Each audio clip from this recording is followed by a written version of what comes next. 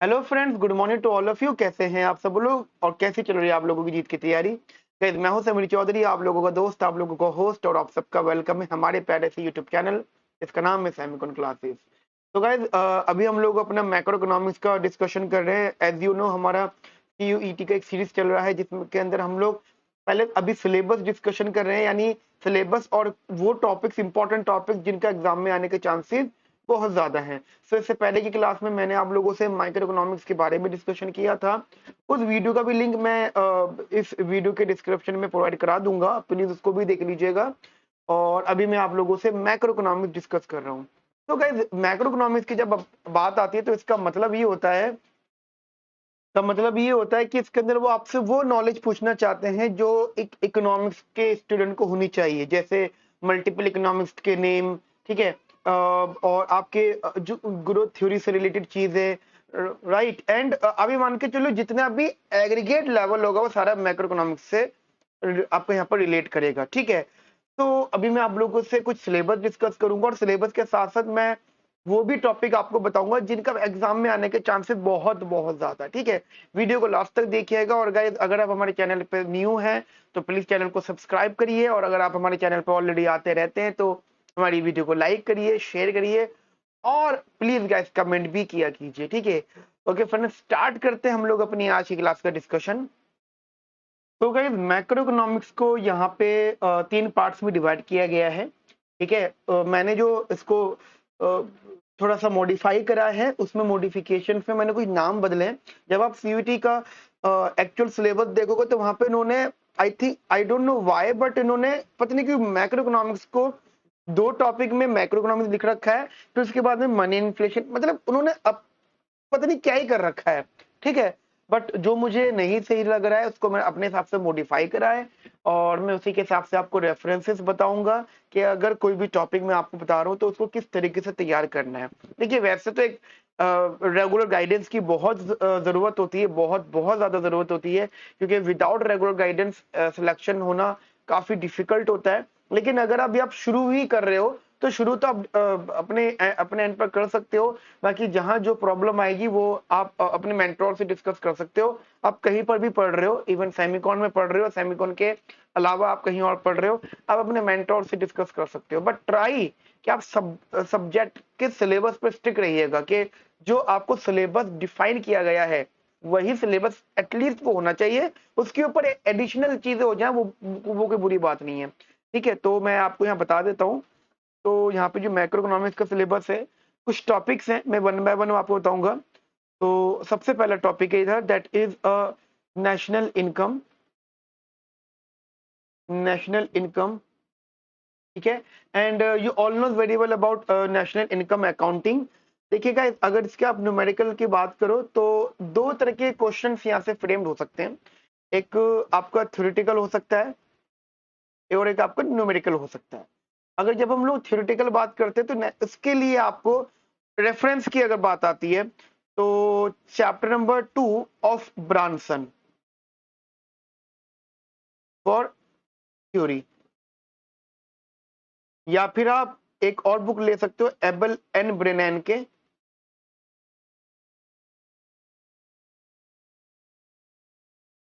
ये भी आप बुक रेफर कर सकते हो, एबल एंड ब्रेनन के फॉर थ्योरी। बट सबसे अच्छी बुक ब्रांसन मानी जाती है क्योंकि इसके अंदर काफी कुछ बहुत अच्छा डिस्कशन किया गया है। और ये आपका थ्योरेटिकल है। और अगर बात होती है आपसे न्यूमेरिकल की, इस पे न्यूमेरिकल को अगर पूछा जा सकता है। देखिए, अगर आप किसी मेंटोर के अंडर स्टडी कर रहे हो, प्रिपरेशन कर रहे हो, तो फिर जैसे सेमिकॉन्स में हम लोग पूरा स्टडी मैट प्रोवाइड करते हैं, नेशनल इनकम अकाउंटिंग का पूरा एक क्वेश्चन सेट देते हैं, ये क्वेश्चन कर लो, कवर हो जाता है। लेकिन अगर आप अपने एंड पर सेल्फ देख रहे हैं या आप जहां भी जिससे मेंटरशिप ले रहे हो उनसे आप डिस्कस कर सकते हो। फॉर द न्यूमेरिकल सिर्फ और सिर्फ आप यहाँ पे 12th क्लास से रिलेटेड आप यहाँ पे क्वेश्चन प्रैक्टिस कर सकते हो। फिलहाल इतना ही काफी है, ठीक है। बाकी जब हम लोग पढ़ाते हैं तो उसमें तो काफी सारी चीजें आती है। एक छोटा सा मैं डिस्कशन आपसे करूंगा, अगर आप चीजों को समझ पाए। अगर गलती से क्वेश्चन पूछ लिया जाए कि फर्स्ट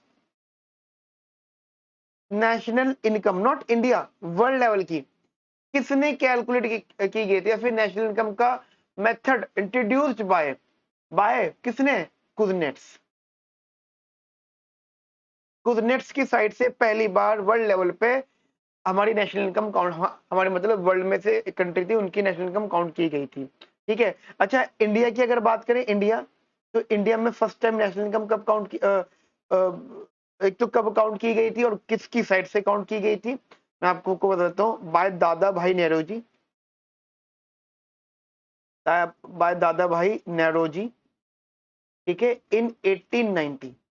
समझे मेरी बात? तो अब ऐसे क्वेश्चन तो गाइस आप एक्सपेक्ट नहीं कर सकते ना कि आपको यहाँ और यहाँ मिल जाएंगे, वो तो फिर ये है कि आप किसकी गाइडेंस में हो। लेकिन ये टॉपिक आप बेसिकली स्ट्रॉन्ग रखिएगा, जो भी मैं आपसे भी टॉपिक डिस्कस कर रहा हूँ। ठीक है, तो पहला आपका नेशनल इनकम अकाउंटिंग है।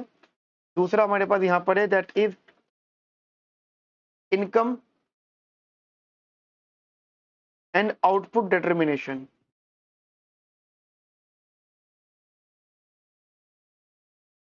इनकम एंड आउटपुट डिटर्मिनेशन, ठीक है, इनकम एंड आउटपुट डिटर्मिनेशन, जिसमें इसी टॉपिक में आप लोग जो है एडीएस वाला कंसेप्ट पढ़ोगे।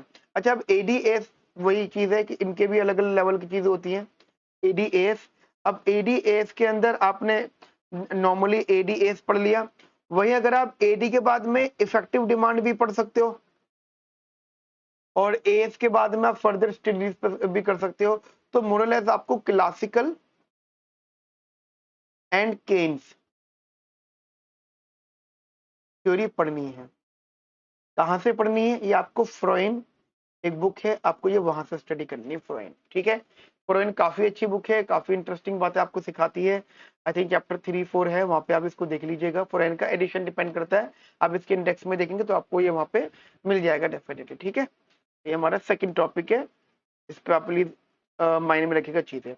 थर्ड टॉपिक है हमारे पास जो मुझे आपको यहाँ बताना है, that is money and inflation. Money and inflation, ठीक है जी। तो मनी एंड इन्फ्लेशन बेसिकली कुछ सब पार्ट्स बताता है कि क्या क्या टॉपिक मनी एंड इन्फ्लेशन में हो सकते हैं। सबसे इंपॉर्टेंट से जो सबसे जरूरी यहाँ पे क्वेश्चन आता है, that is demand for money and supply of money.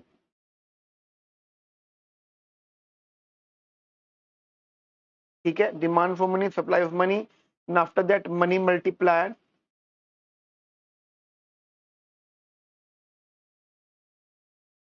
ठीक है, and high powered money.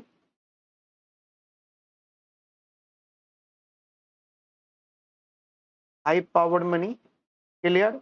Credit creation, it's credit creation.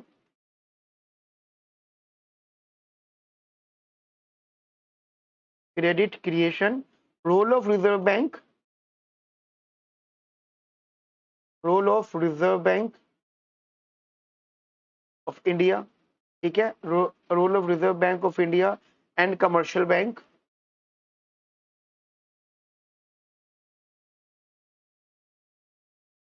ठीक है, and after that quantity quantity theory of money.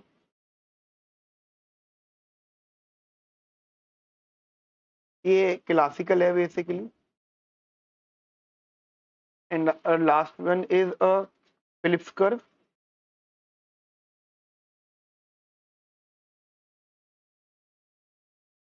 And उसके बाद में जो टॉपिक हम ऐड कर रहे हैं, that is monetary policy and fiscal fiscal policy role in India. Role in India. तो ये टॉपिक्स हैं जो इन मनी इन्फ्लेशन का पार्ट है। ठीक है, तो ये टॉपिक्स है, मैं आपको इसके बारे में थोड़ा बहुत बताऊं तो डिमांड फॉर मनी क्या होता है। डिमांड फॉर मनी बेसिकली कैसे इकोनॉमी के अंदर पैसे की डिमांड होती है। डिमांड फॉर, एक तो ट्रांसैक्शनल डिमांड होती है, एक स्पेकुलेटिव डिमांड होती है, अगर आपने सुना होगा ये, है ना। ट्रांसैक्शनल डिमांड होती है, स्पेकुलेटिव डिमांड होती है, वो इसके अंदर आएगा। मनी सप्लाई है, मनी सप्लाई कैसे होता है? Money supply basically by central bank होता है। ठीक है, वो रियल और नॉमिनल बेस पर होता है। ये बहुत शॉर्ट में आपको बता रहा हूँ। अगर आपको ये टॉपिक बेसिकली पढ़ना है, पूरा मनी वाला ही टॉपिक, अगर जैसे ये topic money creation, iPod money, बस ये टॉपिक पढ़ना है आपको। ये ब्लांक चार्ट ब्लांच चार्ट से आपको रीड करना है वाला टॉपिक, ठीक है। ब्लांच चार्ट से इट्स वेरी इंपॉर्टेंट, ये टॉपिक काफी इंपॉर्टेंट है। एंड आफ्टर दैट ये दोनों जो टॉपिक्स हैं आपके, एक ये और एक आपका ये, ठीक है, दिस वन और दिस वन, ठीक है। ये दोनों टॉपिक्स आपको पढ़ने हैं। जैसे अगर आपने अपनी एकेडमिक 12th क्लास, अगर 12th क्लास की अगर आपके पास कोई बुक हो अवेलेबल, तो वहाँ पे क्रेडिट क्रिएशन काफी अच्छा एनसीईआरटी में बता रखा है, या कोई भी बुक रेफरेंस आप ले सकते हो। एंड आरबीआई कमर्शियल बैंक का रोल अब ध्यान देखना, वहाँ पे काफी इंटरेस्टिंग बता रखा है, ठीक है। उसके बाद में क्वांटिटी थ्योरी ऑफ मनी, यदि जो क्वांटिटी थ्योरी ऑफ मनी है, ये बेसिकली क्लासिकल थ्योरी है। और जब आप लोग क्लासिकल थ्योरी पढ़ोगे तो वहीं पर ये अपने आप आ जाएगा क्यूटीएम, राइट। एंड इसके अलावा अगर क्यूटीएम अगर आपको पढ़ना है तो मेरे हिसाब से फ्रोइन इज अ बेटर ऑप्शन, जो आपको क्योंकि फ्रोइन क्लासिकल के लिए तो पढ़े नहीं है आपको, तो फ्रोइन में आगे क्वांटिटी थ्योरी ऑफ मनी भी समझा रखा है, right. Right and after that ये दोनों टॉपिक्स हैं, इसके लिए गाइस आप ब्लांचार्ड फॉलो कर सकते हो, ठीक है। Blanchard is a very good book. Again I repeat कि अगर आप किसी मेंटोर के अंडर हो, किसी टीचर के अंडर गाइडेंस के बेसिस पे पढ़ रहे हो, तो फिर आपको इतनी हेडेक लेने की जरूरत नहीं है। बस आपको टॉपिक्स पता होने चाहिए और बस आप अपनी पढ़ाई करते रहो, वो आपको समझाते जाएंगे और आप अपनी पढ़ाई करते रहना, ठीक है। किसी की मेंटरशिप में आना जरूरी है, आपको किसी से पढ़ लो, बट पढ़ जरूर लेना आप लोग, ठीक है। एंड आफ्टर दैट अब जो हमारा टॉपिक है यहाँ पे थर्ड जो इन्होंने डिवीजन किया है, that is consumption and investment function.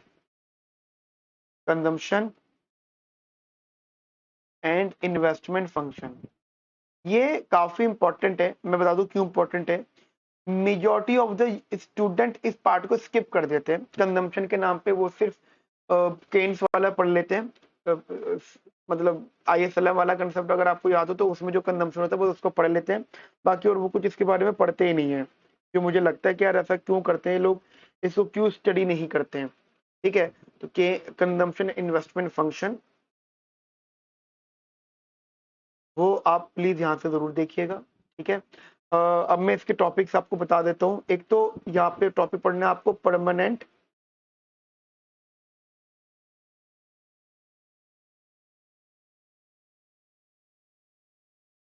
Income hypothesis.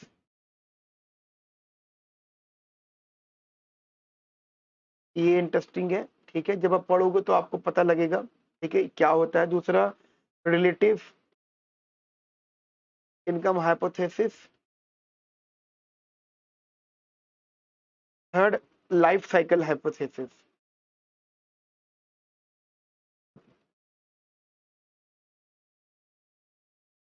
ठीक है। And after that determinants of business, D part है आपका determinants of business fixed investment.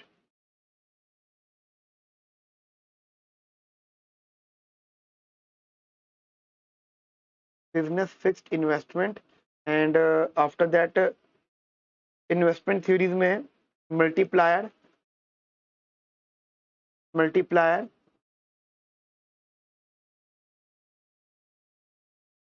And एक्सक्लेटर,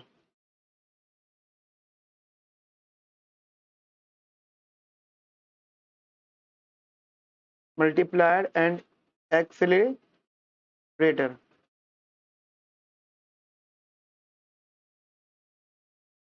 एक छोटे से बात बताऊं आपको, पेपर में आ जाता है, कभी को पूछे व्हाट इज मल्टीप्लायर, तो मल्टीप्लायर का मतलब होता है change in output with respect to change in investment, और एक्सक्लेरेशन का मतलब होता है change in investment with respect to change in output, ठीक है।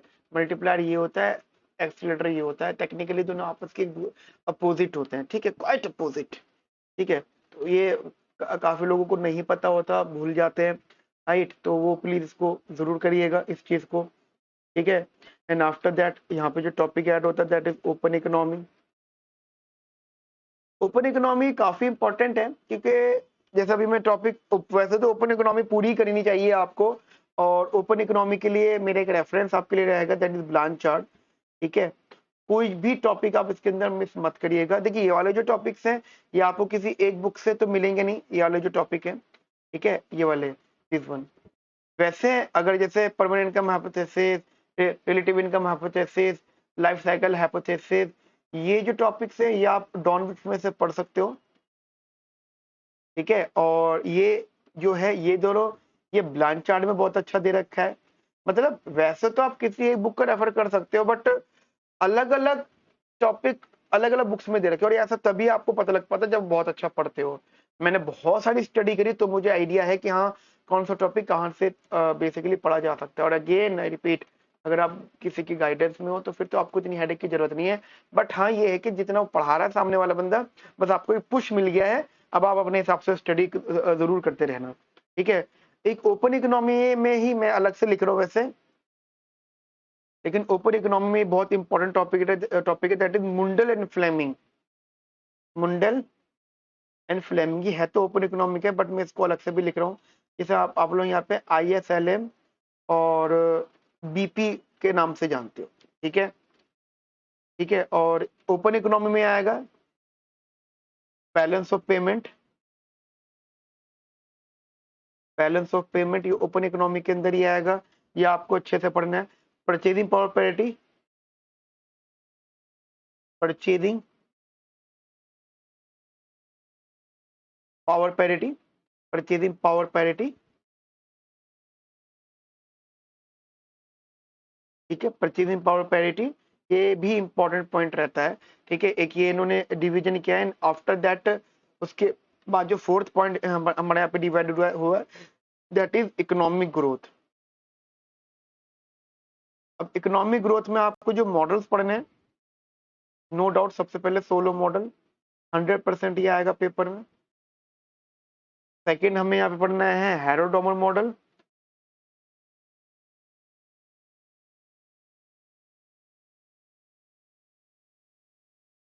थर्ड हमें यहाँ पर पे पढ़ना है डोमर मॉडल। देखिए वैसे तो और भी मॉडल्स आ सकते हैं, बट अगर ये तीनों मॉडल्स को अगर आप कर लोगे तो एक क्लियर कट आपको बात समझ में आ जाएगी, हाँ भाई हमारी इकोनॉमिक्स मैक्रो इकोनॉमिक्स कितने पार्ट में डिवाइडेड है, ठीक है। अच्छा इसमें ये तीनों टॉपिक मेरा सजेशन रहेगा, एक बुक आती है डेबराज रे, या डेबराज रे से बेटर एक और बुक है। देखिए दो पार्ट है, अगर आप इसका थ्योरी पढ़ना चाहते हैं तो उसके लिए डेबराज रे बुक पढ़ सकते हैं। और अगर आप इसका न्यूमेरिकल करना चाहते हैं, न्यूमेरिकल व्यू, तो एक बुक आती है चार्ल्स आई जॉन्स, ठीक है। चार्ल्स आई जॉन्स ये आप उसको डेफिनेटली रेफर कर सकते हैं, काफी अच्छी बुक है। अच्छा उसके बाद में जो मैं अपने पास से ऐड कर रहा हूँ इसके अंदर दैट इज ISLM थ्योरी, वो आपको करनी है, ठीक है। आप कह सकते हो लेबर मार्केट, या आपको यहाँ से डेफिनेटली स्टडी करना है लेबर मार्केट। एंड सेवंथ यहाँ पे जो आपको पढ़ना है दैट इज ऑकुर्स लॉ थ्योरी, ठीक है। एंड एट टॉपिक जो आपको यहाँ पे स्टडी करना है that is expectations. ISLM theory Dornbusch में से स्टडी करना है आपको, लेबर मार्केट ब्लांचार्ड में से, नो डाउट ऑकुर्स लॉ भी ब्लांचार्ड में से। एक्सपेक्टेशंस, एक्सपेक्टेशंस इसके लिए आप प्लीज गूगल करेंगे तो ज्यादा बेटर रहेगा, ठीक है। ये ज्यादा ठीक ठाक रहेगा अगर आप इसको गूगल करेंगे, क्योंकि ये गूगल पे ज्यादा अच्छा दे रखा है, ठीक है। तो गाइज अभी मैंने जो आपसे डिस्कशन किया है ये मैक्रो इकोनॉमिक्स से रिलेटेड इंपॉर्टेंट टॉपिक्स के बारे में डिस्कशन किया है। अगर आप लोग CUET एग्जाम दे रहे हैं और आपको प्रिपरेशन करने में प्रॉब्लम हो रही है तो आप प्लीज इस वीडियो को रेफर कर सकते हैं, और मेरी रिक्वेस्ट है आप अपने फ्रेंड से भी शेयर कर सकते हैं, ठीक है। ओके फ्रेंड्स, मिलते हैं नेक्स्ट सेशन में। Have a nice day, thank you, bye bye, take care.